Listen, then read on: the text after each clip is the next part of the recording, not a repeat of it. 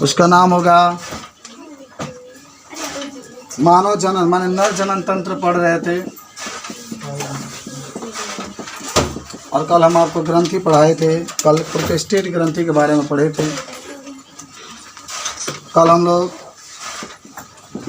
Prostate ग्रंथि के बारे में पढ़े थे, इसके बारे में बता सकते हैं। आज हम लोग पढ़ेंगे काउपर्स ग्रंथि, फिर हम लोग बात करेंगे तीसरा, इधर लिख देते हैं, पेरिनियल ग्रंथियाँ। पेरिनियल ग्रंथियाँ, ठीक है। आज इसका जिक्र होगा। आज हम लोग को जो पढ़ना है प्रमुख रूप से, कि अगर आपसे कोई पूछे, ये तो पढ़े थे ना, ये मूत्र मार्ग को मुलायम करता है, अम्लता को कम करता है और शुक्राणुओं को संग्रहण प्रदान करता है और सक्रिय बनाता है आगे बढ़ने के लिए। कल आप इसके बारे में अध्ययन किए थे। आज काउपर ग्रंथि है। जो काउपर ग्रंथि होती है, इसकी संख्या एक जोड़ी होती है। ये मूत्र मार्ग के एक दाएं तरफ और एक बाएं तरफ पाई जाती है। एक मूत्र मार्ग के दाएं तरफ और एक क्या होती है, बाएं तरफ। दो इसकी संख्या होती है। हालांकि इसके अंदर से जब भी माने निषेचन करने वाले होते हैं, तो निषेचन के पहले इसमें से एक द्रव संचालित पदार्थ उत्पन्न होता है और ये भी मूत्र मार्ग की अम्लता को समाप्त कर देता है और तथा योनि मार्ग को चिकना बनाकर मैथुन में सहायता प्रदान करता है। योनि स्त्रियों में पाया जाता है। इसके अंदर जो मुलायम करता है कि निषेचन की क्रिया आसानी से हो, ये काउपर्स ग्रंथि होती है। मैं थोड़ा सा आपको चित्र बना दूँ। आप पढ़े होंगे, ये शीशन होता है, याद है? शीशन के बीच में आपका मूत्र मार्ग होता है, ये पढ़े भी थे। ये मूत्र मार्ग है और इसी मूत्र मार्ग से मूत्र भी बाहर निकलता है और क्या निकलता है, ब्रिय भी बाहर निकलता है। और इसके दोनों तरफ एक तरफ यहाँ और एक तरफ यहाँ, ये आपका दायां, ये बायां, ये दायां भाग है, ये बायां भाग है। दोनों तरफ एक एक काउपर्स ग्रंथि पाई जाती है। और ये भी जो काउपर ग्रंथि भी होती है, तो जो मूत्र होता है उसकी अम्लता को कम करती है और जो योनि होता है, माने स्त्री के अंदर पाई जाती है, उस योनि को चिकना बनाती है, जिससे कि मैथुन की क्रिया आसानी से हो सके। मैथुन का मतलब होता है मिलन, जो निषेचन की क्रिया है आसानी से कहाँ हो सके, इसी को कहते हैं काउपर्स ग्रंथियाँ। थोड़ा सा इसमें लिख लेते हैं काउपर्स ग्रंथि के बारे में। ये या इनकी संख्या एक जोड़ी होती है। एक जोड़ी होती है। ये मूत्र मार्ग के एक बायां तथा एक दायां भाग में पाया जाता है। एक बायां और एक दायां भाग में कहाँ आता है, पाया जाता है। ये मूत्र के अम्लता को कम करता है तथा योनि को मैथुन के क्रिया के लिए चिकना बनाता है, चिकना बनाता है। बहुत बढ़िया तरीके से आप तैयारी करेंगे। किस तरीके से होता है इसके बारे में कोई आपसे पूछे तो आप बता सकते हैं, नोट कर लीजिए इसको। इसकी संख्या 2 होती है। ये मूत्र मार्ग के बाएं तरफ और दाहिने तरफ पाए जाते हैं। यह मूत्र के अम्लता को कम करती है, योनि को मुलायम बनाती है, जिससे कि मैथुन की क्रिया आसानी से हो सके। इस तरीके से काउपर ग्रंथि के बारे में अगर बोर्ड में कोई क्वेश्चन आता है, रच के आप लिखेंगे और रच रच का नंबर मिलेगा। तो कॉपर ग्रंथि के बारे में शायद सब लोग जान चुके हैं।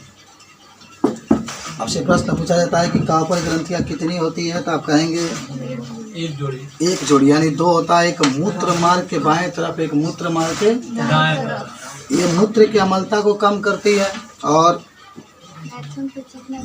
मैथुन को क्रिया आसानी से हो सके इसके लिए ये योनि को मुलायम बनाती है। आज तीसरा ग्रंथि जो हम लोग पढ़ेंगे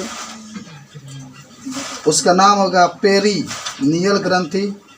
अंग्रेजी में भी लिख सकते हैं, पेरिनियल ग्लैंड लिख सकते हैं। इनकी संख्या 2 जोड़ी होती है, माने एक जोड़ी होती है। ये मलाशय पर स्थित होते हैं और इसमें माने इनमें स्रावित रसायन विशेष संभोग उत्तेजक गंध प्रदान करते हैं। माने इसमें से उत्तेजक गंध बाहर निकलता है। इस प्रकार से आप इस क्रिया को बता सकते हैं। कोई आपसे पूछे तो बता सकते हैं। तो मिटा रहे हैं इसको। पेरिनियल ग्रंथि है। अब हम लोग इसी के बारे में पढ़ेंगे। पेरिनियल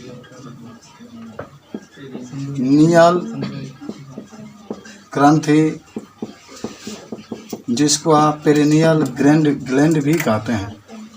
अंग्रेजी में लिख सकते हैं पेरिनियल ग्लैंड। इसको कॉपर ही होता है। मिटा रहे हैं इसको। देखो इसकी संख्या एक जोड़ी होती है। मलाशय जो होता है ना, ये मलाशय पर स्थित होता है। ये वाला कॉपर ग्रंथि, इनकी भी संख्या एक यहाँ पर होती है, एक यहाँ पर। मलाशय पर जो पेरिनियल ग्रंथि होती है वो पाई जाती है। किस पर पाई जाती है? ये हमारे शरीर के अंदर जो जनन करने के लिए उत्तेजक पदार्थ होती है उसको उत्पन्न करती है और उत्तेजक पदार्थ में जो गंध उत्पन्न होता है उसको भी उत्पन्न करती है। तो पहले लिख लेते हैं। इसकी संख्या एक जोड़ी होती है। एक जोड़ी होती है। यह मलाशय पर स्थित होती है। यह मलाशय पर स्थित होती है। यह उत्तेजक पदार्थ को स्रावित करती है। स्रावित करती है तथा इसमें से अनेक गंध बाहर निकलते हैं। यह आपकी होगी पेरिनियल ग्रंथि। इसके बारे में अगर आपसे कोई पूछे तो बहुत बढ़िया तरीके से आप बता सकते हैं। कोई भी अगर आपसे पूछता है कि क्या होता है पेरिनियल ग्रंथि, कहाँ पाया जाता है, तो आप कहेंगे मलाशय में पाया जाता है। और इसमें जो होता है, इस प्रक्रिया में उत्तेजक जो पदार्थ निकलते हैं उस उत्तेजक पदार्थ के अंदर एक गंध उत्पन्न करता है। पेरिनियल ग्रंथि होता है, सेंट उत्पन्न करता है, गंध उत्पन्न करता है। ये मलाशय पर पाया जाता है। तो इस तरीके से नर जनन तंत्र के जो भाग थे, जो ग्रंथि पाई जाती थी, तीनों ग्रंथि के बारे में हम लोगों ने अध्ययन किया। और हमसे अगर कोई जवाब मांगता है तो इसको हम जवाब दे सकते हैं किस तरीके से ये आपकी होती है। मिटा रहे हैं इसको। अब नीचे वाला के बाद एक और हेडिंग आता है जिसका नाम होता है कि आपसे कोई पूछा कि नर का प्रारंभिक गौण लैंगिक लक्षण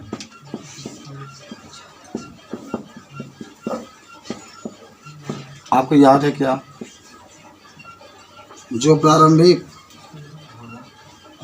गौण लैंगिक लक्षण होता है नर का, वह क्या होता है? आप तो द्वितीय का लक्षण जानते होंगे, लिखा नहीं गया था। हम अब आपको पहले समझाते हैं कि नर का प्रारंभिक गौण लैंगिक लक्षण क्या होता है। प्रारंभिक लक्षण नर की पहचान आप कैसे करेंगे? वो नर है। पहला बात है कि उसके अंदर वृषण होगा, फर्स्ट बात याद रखना।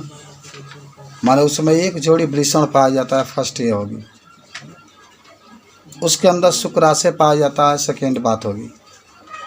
उसके अंदर शुक्र वाहिकाएँ पाई जाती है, थर्ड नंबर होगा। उसके अंदर शीशन पाया जाता है, फोर्थ नंबर होगा। उसके अंदर काउपर ग्रंथियाँ पाई जाती है, उसके अंदर प्रोटेस्ट ग्रंथियाँ पाई जाती है। ये जो होता है नर का प्रारंभिक गौण लैंगिक लक्षण होता है।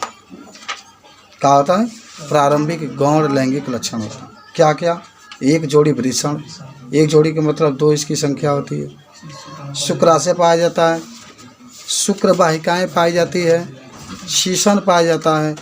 ये जितने हम आपको बता रहे हैं, प्रोटेस्टेड ग्रंथि पाई जाती है। ये नर का प्रारंभिक गौण लैंगिक लक्षण होता है। तो चीज़ को लिख लेते हैं, लिख लो। इमिटाज में लिख लिए हैं सब लोग? जी सर। लिख लो। इसके अंतर्गत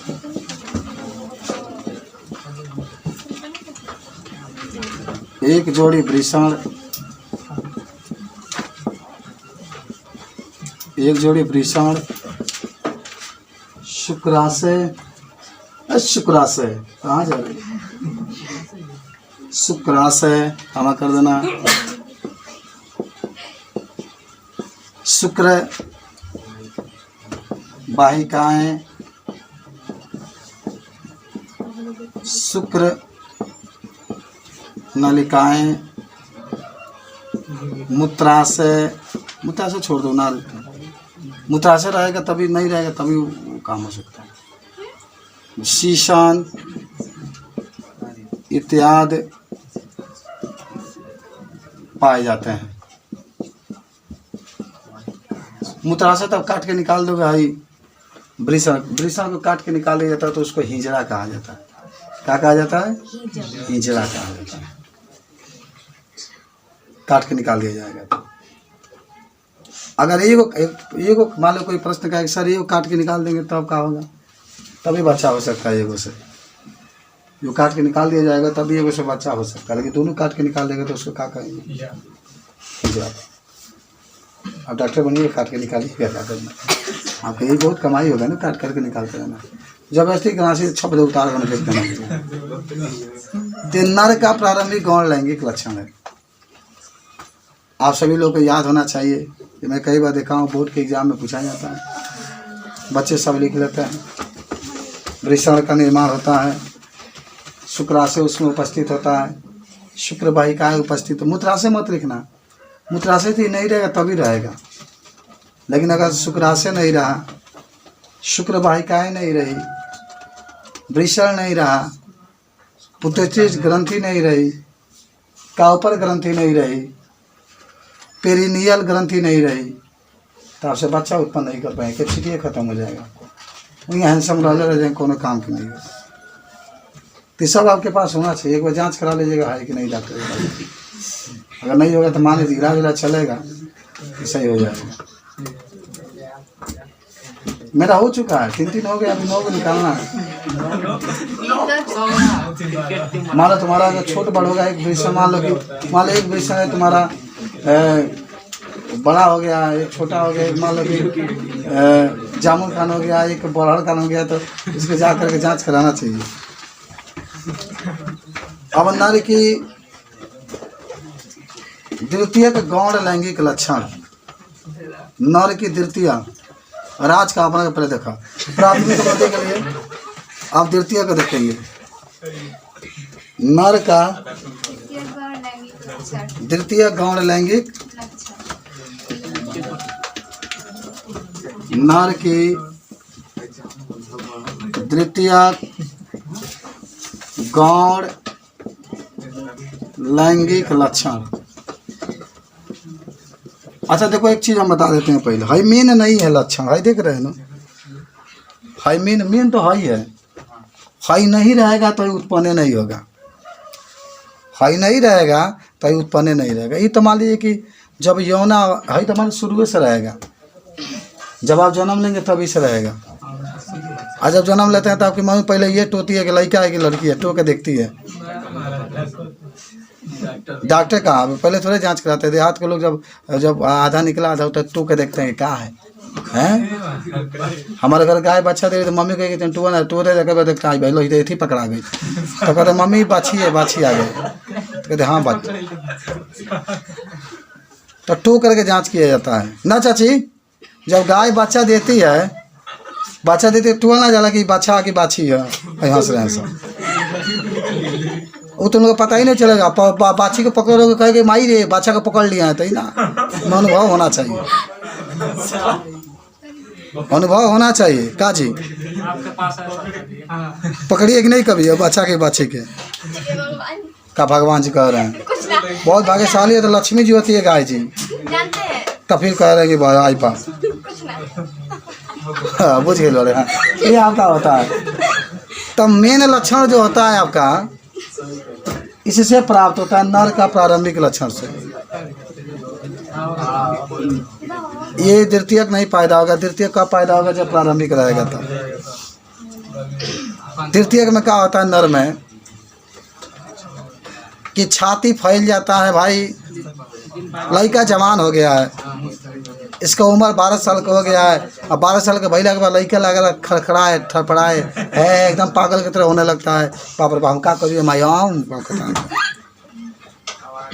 पहले 12 साल में ठीक रहता है, सही रहता है, कहता मोबाइल मैंने क्या कुछ नहीं, मैं मम्मी मैं आपसे वचन देता हूँ कि मैं कभी भी गलत काम नहीं करूँगा, मम्मी हमेशा आपको खुश रहता है। लेकिन 12 साल के बाद उम्र होता है तो गड़बड़ होने लगती है,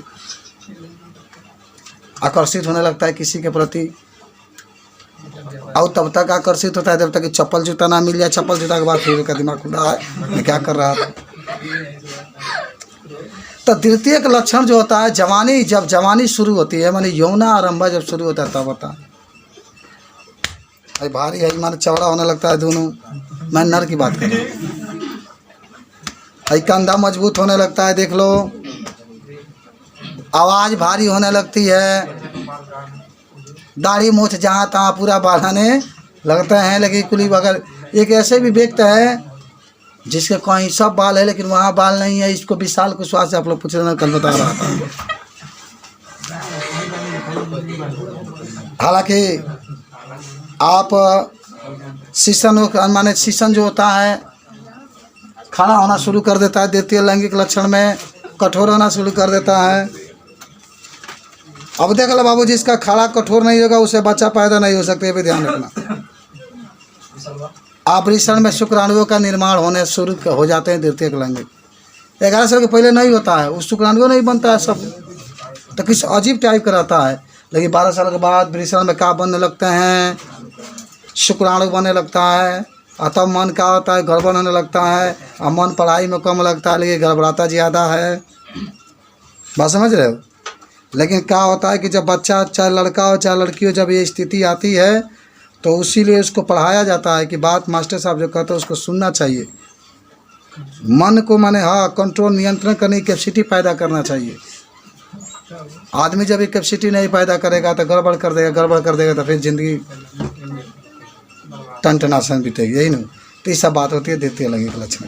तो लिखेगा इसके बारे में, चलो नर में तो MC आता नहीं है, द्वितीय लैंगिक लक्षण में तो ना लिखा। पहला लिखना, पुरुष की आवाज़ भारी होने लगती है और शरीर के लंबाई में वृद्धि होने लगती है। पुरुष की धपत मत देना, आवाज़ भारी होने लगती है, भारी होने लगती है तथा ए बाबू अरे मास्टर साहब पढ़ाओ तरन हो तनेकरो कद्र कर, शरीर की लंबाई में वृद्धि होने लगती है। ये द्वितीय लैंगिक लक्षण है। क्या हुआ? बोलिए क्या पूछ रहे हैं? शरीर की वृद्धि का हमेशा होता है। शरीर का वृद्धि कहाँ हमेशा होता है? लंबाई जब ऊपर बढ़ता है ना, लंबाई जो होता है 12 साल से लेकर 35 साल खूब बढ़ी, शरीर मजबूत ऐसे हो जाएगा।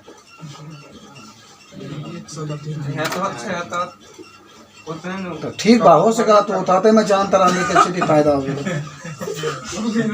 लेकिन जानो कि उसमें तो उतना बड़ा हो जाता है, लेकिन अधिकतर लंबाई जगल आदमी के आप मिलाइएगा ना, किसी के शादी ब्याह नहीं होता तो गिरगिट खान रहता है, गिरगिट खान। तुम कह रहे हो उम्र भले 20 साल का हो गया है, लेकिन गिरगिट खाना रहता है, वो करिया रहता है। लेकिन जब पत्नी आती है अपना तवा की रोटी खिलाती है गरम गरम, तो फिर मोटा के भूत हो जाता है। आखिर क्यों ऐसा होता है?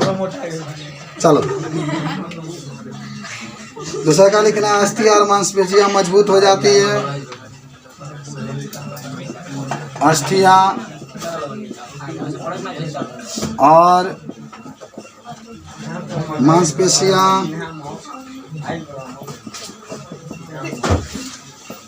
मजबूत होने लगती है, मजबूत होने लगती है तथा कंधे भी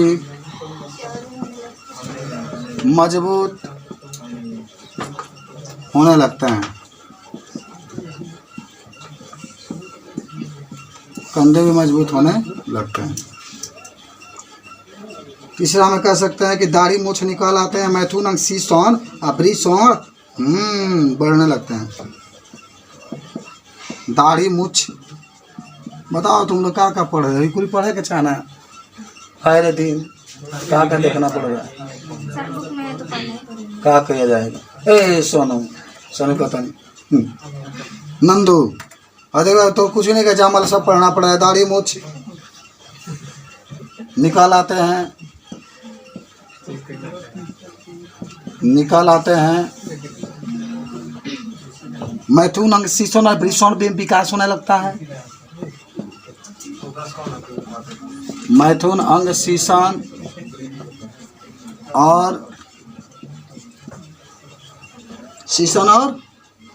वृषण का विकास होने लगता है, का विकास होने लगता है। 4 नंबर लिख लेना इसमें, शुक्र जनन नलिकाओं में, शुक्र जनन नलिकाओं में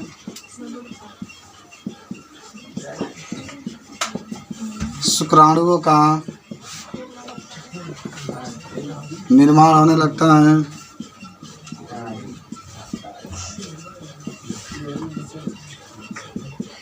निर्माण होने लगता है। यह आपका नर का द्वितीय गौण लैंगिक लक्षण है। अगर आपसे कोई पूछे तो इसके बारे में बता सकते हैं, फटाफट लिख लो। इस तरीके से द्वितीय लैंगिक लक्षण के बारे में, पुरुष के बारे में अगर कोई पूछे तो क्या तुम लोग छोड़ोगे इसको?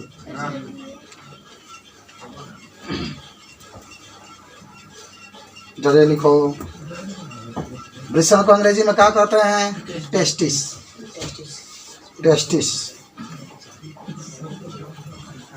सारा चीज आपसे कोई पूछे, अच्छा आपसे पूछे कोई कि वृषण सही से बाहर क्यों होता है, तो जनन करने में आसानी होती है, फट दे, ये सही है? तापमान को नियंत्रित कर सके तभी शुक्राणु का निर्माण होगा। कहा जान बोले तो गलती है का? तुम बता दो, ये तो सही है। पेट के अंदर रही तो खोलते तब जनन करते हैं, तो पेटवा खोल के तब। जहाँ लीवर है, लीवर वगैरह होता है तो उसको खोल करके फिर डॉक्टर इलाज करता है ना, वो रहता तो बढ़िया भी रहता है एक तरीके से। जब जनन करने की बात होती जाते डॉक्टर लोग खुलवाते, तब जनन करके फिर सिलवाते तो आते घर। वो जागता जो जागा आता ना, मैं सही रहता होगा तो रोरा पहले कर ओकरा बाद में हमारा नंबर नहीं अब आ जाता सिस्टम। अब तुम्हारा बच्चा होगा तुम ना होगा, ये बात है ना। तो हम लोग को हो चुका है, ये बात है। आज लोग कहेंगे अजूबा हुआ है, अजूबा। चलो हम थाने पर देखते हैं क्या लिखा गया।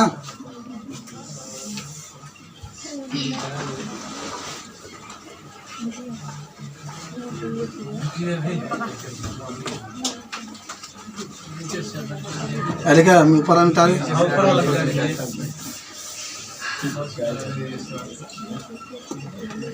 हेडिंग बना लेना कि पुरुष का वृषण को शरीर के बाहर स्थित होना।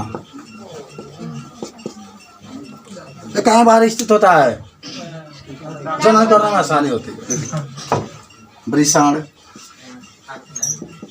का तापमान शरीर के तापमान से 2 से 2.5 डिग्री सेल्सियस कम होना चाहिए, जिससे कि इसमें शुक्राणु का निर्माण हो सके।